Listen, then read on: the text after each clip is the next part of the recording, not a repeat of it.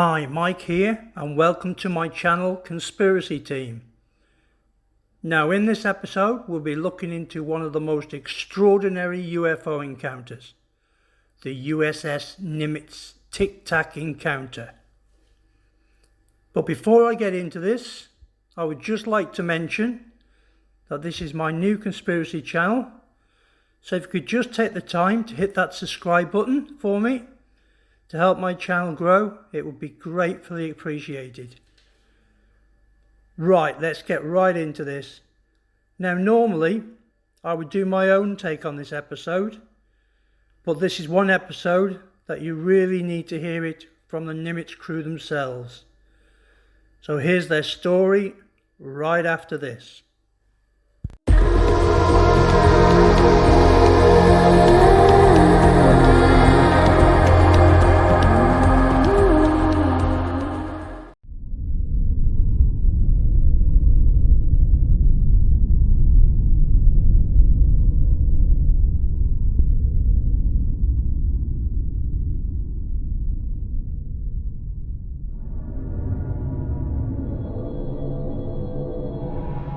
The vast expanse of Nevada's Badlands stretches endlessly to the horizon.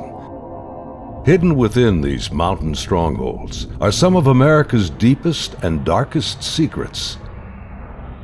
Secret aircraft and the other legends of Area 51.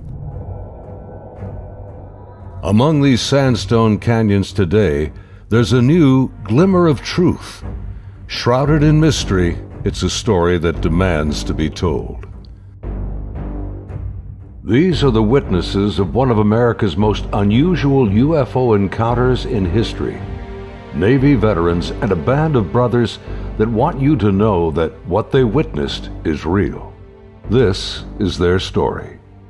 Petty Officer Jason Turner served aboard the USS Princeton in 2004. His personal conviction for democracy and patriotism guides him in his search for the truth. This is an actual event that happened, and I witnessed it. Aviation tech Patrick Hughes, a USS Nimitz veteran, he speaks for his shipmates who choose to remain silent. I'm one of those who has to see to believe, and obviously I've seen the evidence of this, so it exists. Top Gun Air Intercept Controller Kevin Day and Fire Controlman Gary Voorhees, both from the Princeton, served together in the ship's Combat Information Center. They saw them first, whatever it is they are. They wanted to show themselves, whatever they were. I don't think they wanted anything really to do with us. They were literally breaking the laws of physics in my eyes. These sailors are here for truth and vindication, and their story goes back over a decade to a time and place that marked a departure for all of them, both in their Navy careers, but also in their knowledge of the limits of man's technological understanding of our world.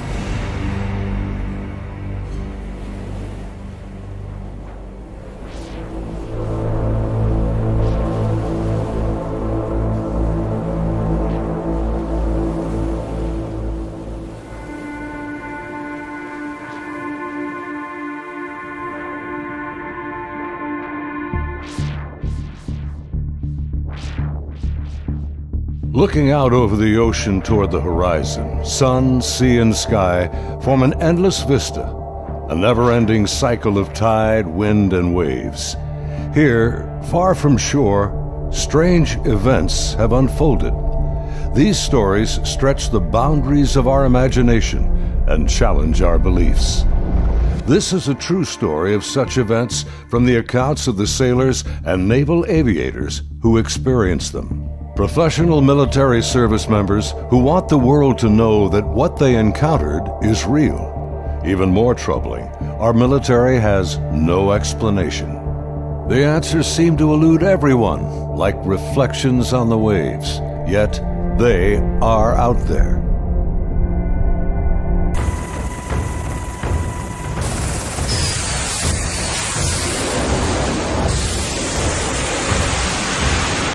November 10th, 2004. 90 miles southwest of San Diego, California, in the Naval Operations Area, The Nimitz Carrier Strike Group and her complement of warships and the aircraft of Air Wing 11 are conducting a routine 2-week training exercise. Nearby, the guided missile cruiser USS Princeton has been tracking unknown aircraft that appear and disappear from her sophisticated Aegis radar screens. The Spy-1 Bravo radar is one of the most advanced sensors ever deployed. Princeton's main role is air defense of the strike group, and Operations Specialist Senior Chief Day is in charge of protecting the airspace around the Nimitz. And my job was to man the radars and ID everything that flew in the skies. And I also sat a position called Anti-Air Warfare Coordinator, where if we ever had to go to war, I was the guy that was going to launch the missiles and kill shit. In addition to that, I was the Air Intercept Controller. When the Super Hornets take off the carrier, I'm the guy that takes control and takes them to the fight and gets them home safe. Air, tactical air. And there was a lot of experience in that room. The captain had 28 years, I had 18 years. And the Aegis ship is our newest weapons system afloat. It's got the Spy-1 radar system, the phased array radar system, and I was an expert on that. Inside the Combat Information Center, Chief Day's attention is focused on a group of unknown aircraft on the Spy-1 screen. He's trying to identify them. I was on watch, and we were probably 100 miles, I forget how far exactly that day we were, off the coast of San Diego southwest, kind of off the coast of Mexico, Baja. And I started to notice these weird tracks that were popping onto my radar coverage right about on San Clemente Island. And the reason why I say they were weird, because they were appearing in groups of 5 to 10 at a time, and they were pretty closely spaced to each other, and they were 28,000 feet going 100 knots tracking south. And in the back of my mind, I'm thinking, you know, that's kind of odd. I mean, I don't know anything that flies like that. They weren't on the ComAir routes, the commercial airline routes. I wasn't really that concerned about them. I didn't consider them hostile for any reason at all. Another watch or two, as I'm watching, the same formation appeared again. And over the course of 3-4 days, it probably counted up to that point, groups of 5 to 10 at a time. There were probably 50, 60 tracks by then. Today, Kevin and Gary are still looking for answers. They've known each other for over a decade since their Navy days. Gary was a third-class petty officer and fire controlman back then. I worked on the Aegis computer system on a CG-59 guided missile cruiser, the USS Princeton. I'm in charge of CEC and data recording and maintaining and operating all the mainframes that run the system. They're both becoming increasingly frustrated in their attempts to ID the strange aerial objects, which have no transponders and fit no known flight profiles. The guys that work on the Spy-1 Bravo radar, they had come across and said they needed to take the system down for recalibration because they were getting clutter or ghost tracks, and they needed to recalibrate to get rid of them. Then once they did finish all that recalibration, bring it back up, the tracks didn't disappear.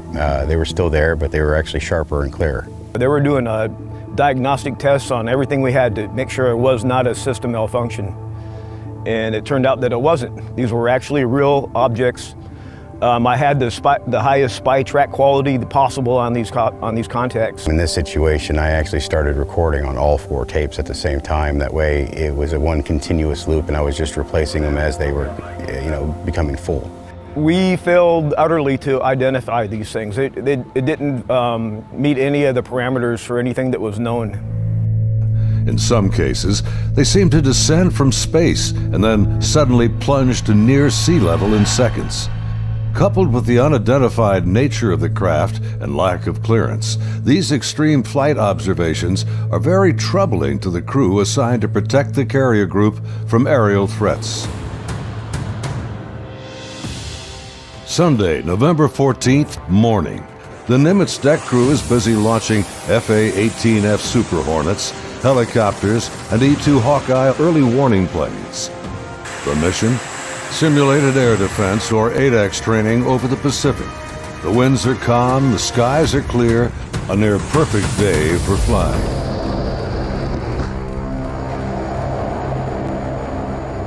As they launch, the Black Aces Squadron has no knowledge of events happening nearby.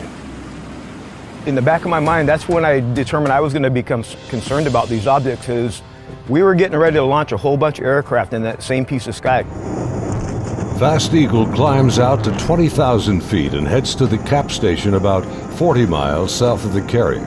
The cap is a rendezvous point used to form up with the other airplanes. Just 25 miles separation. The commander of Fast Eagle has over a decade in the Air Wing. I'm going to give you poison. His wingman for the day is a new pilot, a young officer on her first carrier deployment. She's paired with a senior pilot, her backseat weapons system officer for the mission. He will manage navigation and the advanced radar and targeting pods on the aircraft.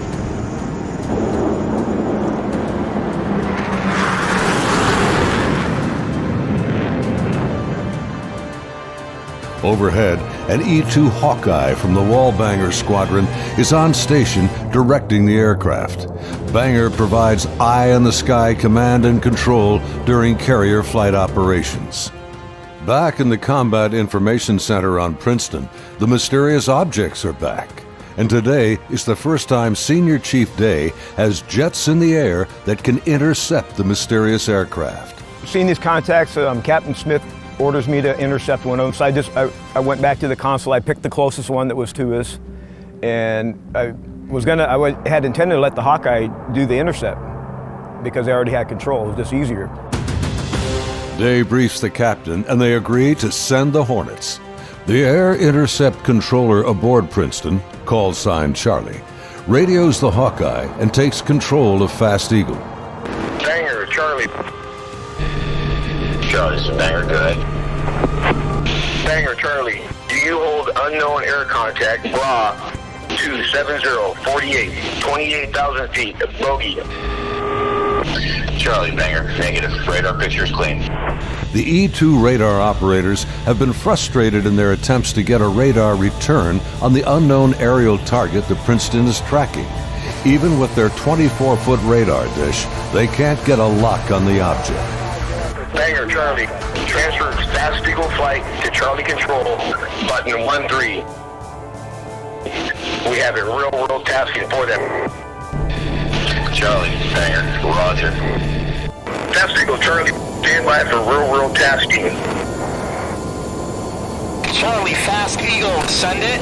We vector towards that position in the sky, and real quiet on the radio. I'm just giving them bra calls, which is bearing range altitude, to these unknown bogey group. And basically I'm just telling their crew where the object is, the bearing from them, and the range from them, and the altitude, so they can drive towards it.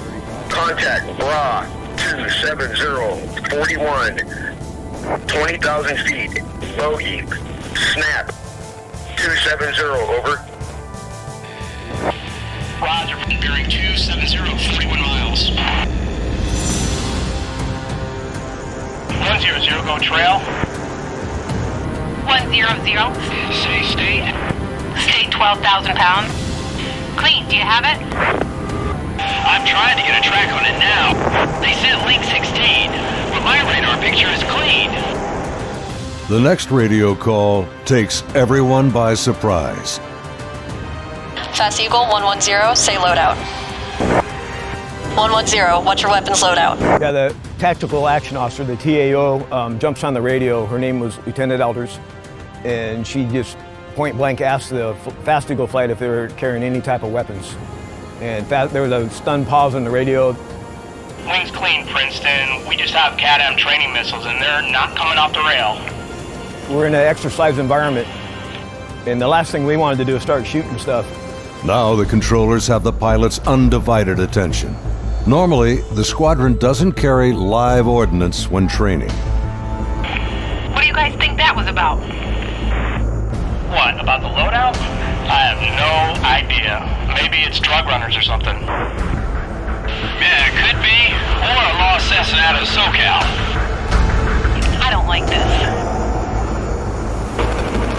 Fast Eagle, Charlie, contact bra 16034, 8,000 feet, bogey.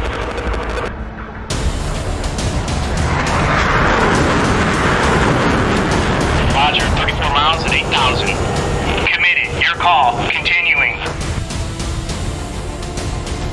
As Fast Eagle approaches the target, they see nothing unusual. Their onboard radars can't get a lock on the object. Fast Eagle Charlie Bravo 16010, 8,000 feet. Roger.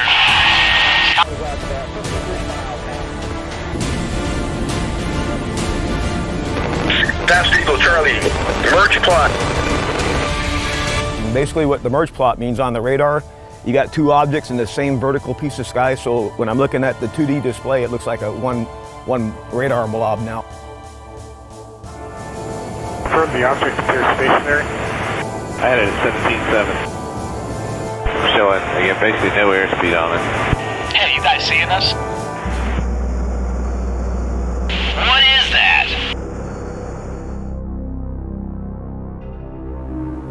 As the Super Hornets approach the target, they see a disturbance on the ocean surface. It's about the size of a 737, and it looks like something could be just below the surface. 100, anchor here, Angels 2-4. Roger. Charlie, Fast Eagle. We're observing something in the water here, possibly aircraft in the water at the merge plot, just north of our position, about 2 miles. Charlie, roger. I'm descending to Angels 14 to take a look. Do you think that's our unknown? Man, not sure. Radar's clean. As soon as he got to the merge plot position, the object that he was intercepting dropped from 28,000 feet down to 50 feet above the water in 0.78 seconds, as I found out later the next day. As the Super Hornets get closer to the ocean disturbance, he suddenly spots another craft above it, a much smaller white object with an oblong shape, hovering, then darting just above the waves.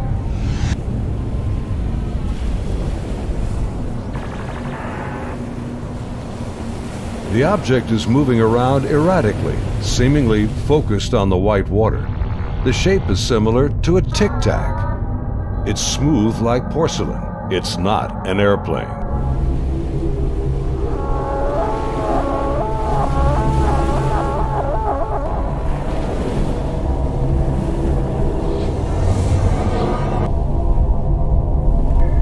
Suddenly, the object begins to rise into the air.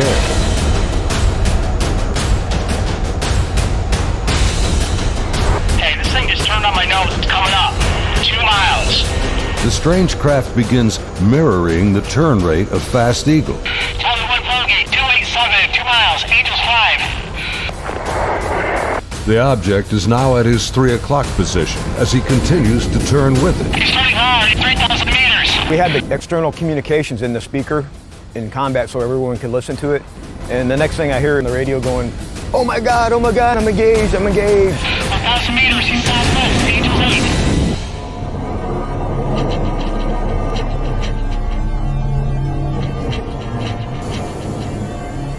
The commander is now about a mile away as he maneuvers his Hornet to get behind the unknown craft. It's about the size of an F-18, about 47 feet long, and it has no wings. As the dogfight unfolds, he quickly turns and dives to bring his jet's nose ahead of the object to close the distance.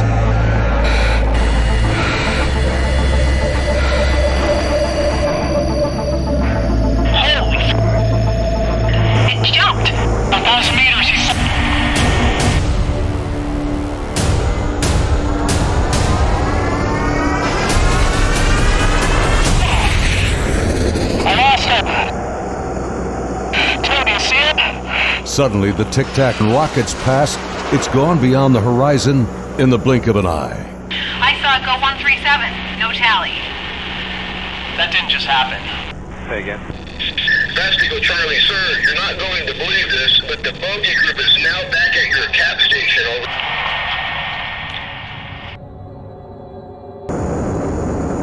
As Fast Eagle returns to the area of the ocean disturbance, the object is gone, and the sea is once again calm. Soon, they land on the ship.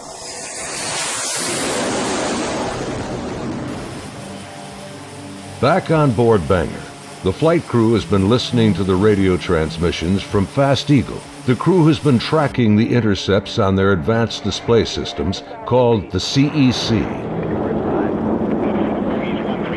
One of the radar operators, who wishes to remain anonymous, describes hearing the fear in the pilots' voices, and he knows this is no drill. I had a good friend who flew on the Hawkeyes. We've been calling him Roger to protect his identity, because he didn't want to come forward at this time, but he wanted to contribute to the story to verify that it actually happened. So there were 5 people in the airplane. Roger would have been sitting in the radar officer seat, which is towards the back middle of the plane. To the side of each one of them, or behind them, depending how the chair's rotating, is a window. Suddenly, his attention is drawn to something outside the Hawkeye. He and the entire crew watch in disbelief as a tic-tac object suddenly forms up on their E2 and then just as quickly shoots away from sight. The crew is left in disbelief.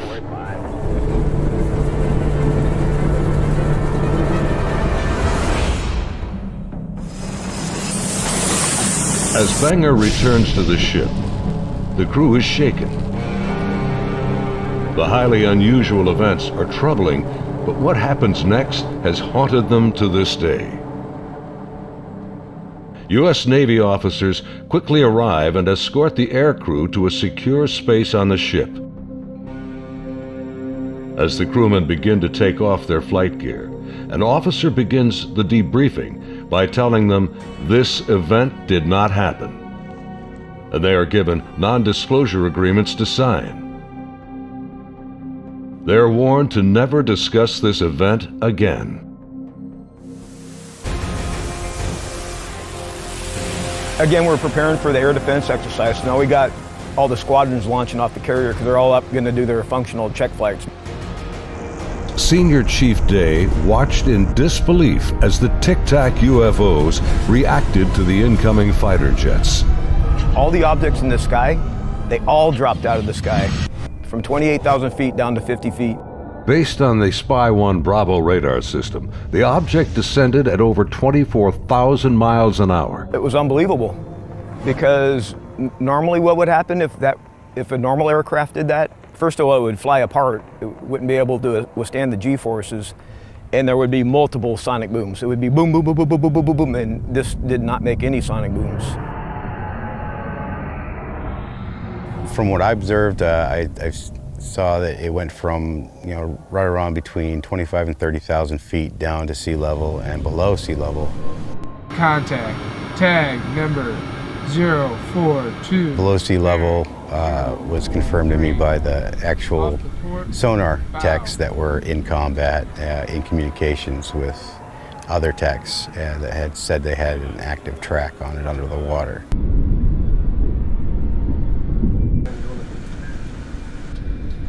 They're talking with their sonar guys on the sub that was with us, and I mean, I was told directly that it did go underwater. It went from being in the air to underwater. From what they were saying, it was going averaging about 500 knots under the water. So it did slow down when it hit the water, but it didn't affect it inertially. After the intercepts, both Kevin and Gary climbed up to the ship's bridge wing to get a better view of the objects through the binoculars. We'd go up to the bridge wing and look at them through the big eyes, which is heavily magnified binoculars that are out on the bridge wing of the ship. Even when I was off watch, I was usually up in combat anyway, and I was sitting at the console. I just picked the closest object to us, and I got the relative bearing from the ship, slave over to the relative bearing of about the right altitude, and saw this white light in the sky.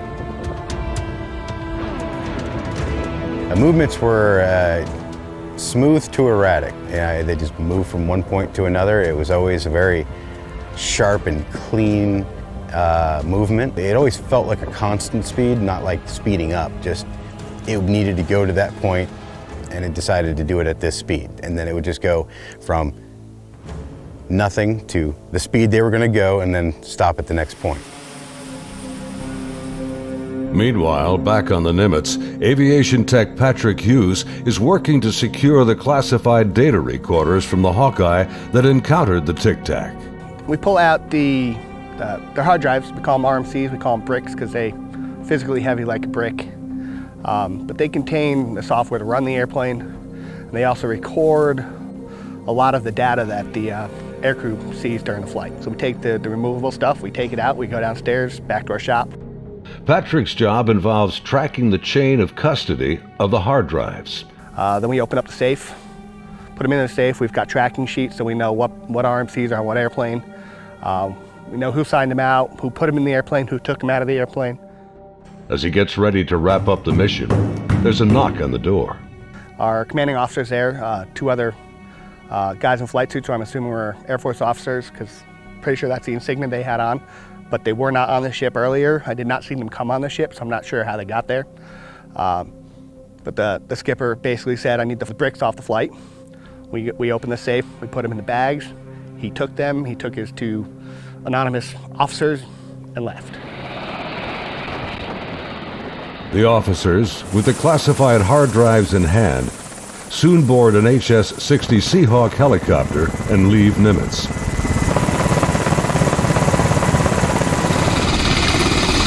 Soon thereafter, Petty Officer Voorhees has his own visit by unknown officials on the Princeton. Once they landed and everybody got off, then about maybe 20 minutes later, I got called in to have all my data recording tapes turned over. And then also told that I needed to reload CEC because it had been wiped. So it was, so I turned over all the tapes, and then they also said if there's any even blank tapes to erase anything else that's in the shop. Well, they were plainclothes people that came aboard on the helicopter. It was my chain of command that took control of the tapes from me. The helo left with them after that, so because we went right back to flight ops. The link between the Tic Tacs and these men is unknown. How they became aware of the UFO encounters and how they arrived so quickly on board after the event is also a mystery. The video you are now watching is the actual gun camera FLIR footage of the Tic Tac taken by a later flight. This is the first video ever released by the U.S. government showing military planes engaging UFOs. The advanced targeting pod, known as ATFLIR, works in both TV mode and infrared mode. The film reveals no control surfaces, no exhaust plume, a uniform heat signature, and no visible means of propulsion. Gary and his shipmates saw the FLIR film on their consoles and on the secret LAN aboard the Princeton. It was a much clearer video. You could see the shape of the ship. You could see it, moving. I tried to go and get a disc to come make a copy of it, and by the time I got back, it was already off of our hard drive, off the secret LAN.